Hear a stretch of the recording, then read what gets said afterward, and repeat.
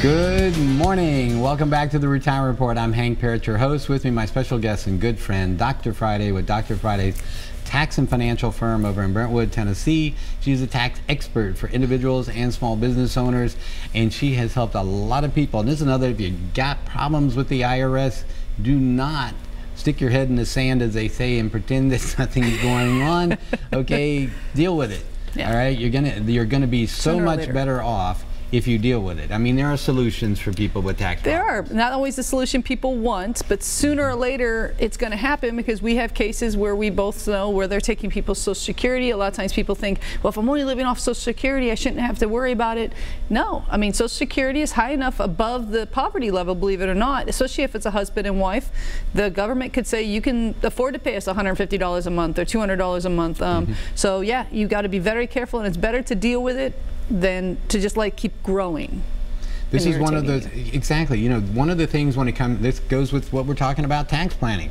You can ignore it, but all it means is you're going to pay more. Exactly. All right? This is why tax planning is so important. As I said, if you don't have a plan, you know, the IRS has a plan, they have a big plan. Good plan. Okay? And they're incorporating helpers now. With they've got the state of Tennessee and every other state in the union that are going to help them figure out ways to collect more taxes from you. And not just the state taxes, the state is now helping them collect federal taxes. Sure. Right? What else do they have? Oh, collection agencies, right? Exactly. They're hiring collection agencies now that'll get a piece of the money 15%. just to chase you and make your life miserable and make it harder for you to ignore them. All right, so these are the kinds of things. Their plan is expanding.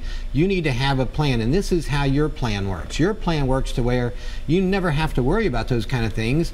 For one, you're paying your taxes, of course, but two, it's easier to pay your taxes because we're going to minimize the amount of tax you pay, so that you're going to be able, none of us like to pay taxes. I don't know of anyone that likes to pay taxes. Yeah. I don't like to pay taxes. However, at the same time, it is a part. It's like value, right? You go out to an expensive restaurant, you expect that it's going to be, right, a bigger bill. You're going to pay more for it. But you're expecting a value. It should be a great experience. The food should be, you know, when you're done, you should feel like it was worth the money, the value.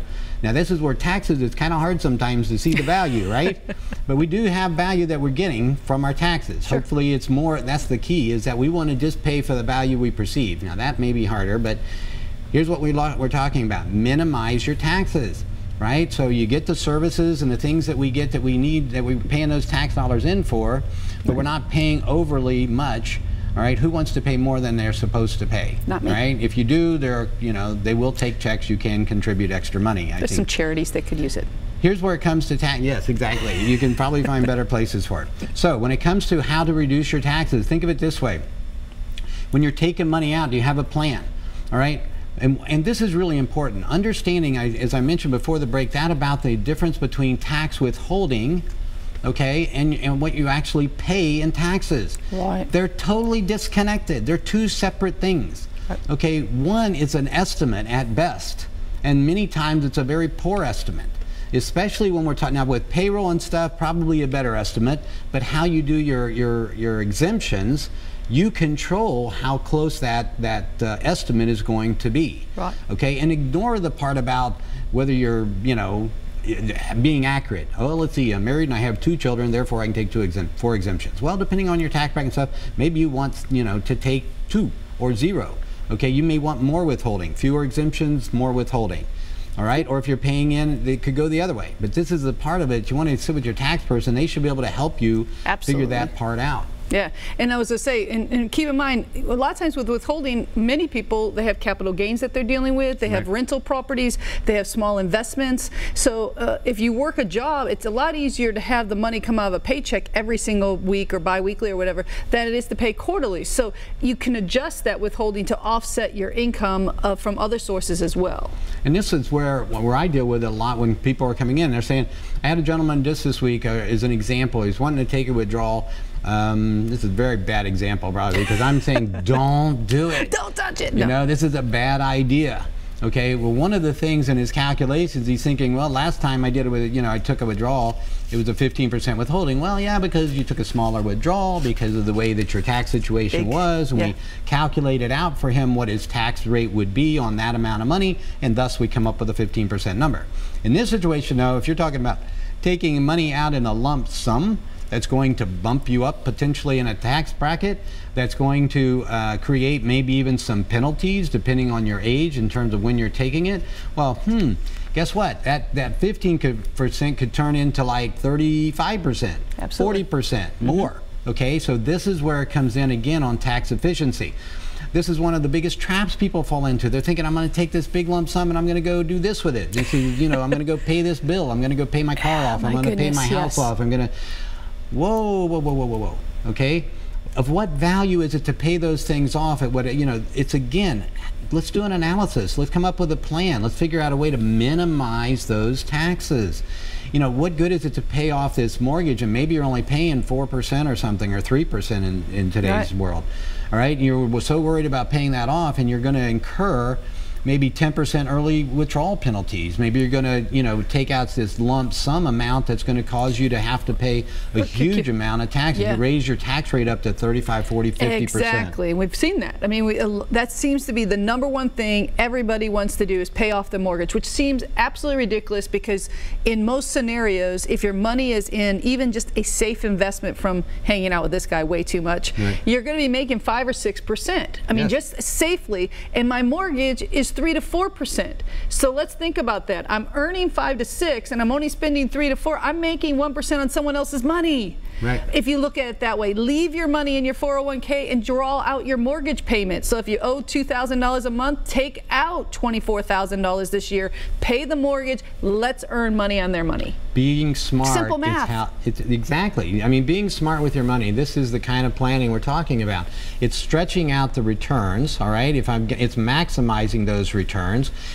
And one of the ways you do that, of course, is you minimize taxes as well as you take it out. And it's just about, again, planning. Well, let's see if we instead of taking it out all at once, I showed a client one time how to pay off their mortgage. They wanted to take it out in that lump sum, and I showed them how if we just took it out for, I think it ended up being 15 or 18 months, we were able to do it because of where we at in the tax year and everything, that we could in fact accomplish the same goal, but knock a third off of what they would otherwise pay in taxes.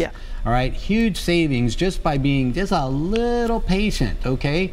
This is the same thing when it comes to looking at your 401k again. If you're thinking, oh, I've got $1 million saved, okay, as an example, $500,000, pick your number, 250, 255, do I hear $1 million, do I hear $1.5 million, $2 million, all right, whatever it is, the taxes are a big important part of that. All right, if you look at that, whatever that number is, and you cut it in half because of poor tax planning, how confident are you now about your ability not to run out of money in retirement? And not only taxing, but keep in mind Social Security plays a huge part in this, because sometimes when people take out, a lot of times they'll come to us and say, oh, it should only be 15%, I'm only taking $35,000 out. But yet the husband and wife are both on Social Security. They're making $45,000 on Social Security. That now kicks Social Security in to be taxable. So now you've got, for every dollar you took out, another dollar that's being taxed through Social Security, which puts you in a completely different tax bracket. Another example of the planning part, because when we look at taking withdrawals, one of the things we're looking at, what is the impact it's going to have on the taxation of your Social Security benefits if you're taking Social Security. And again, please don't fall into this trap of thinking that tax withholding and what you're actually paying in taxes are connected. So if we do a calculation, we can figure it out. All right, so that's again part of planning.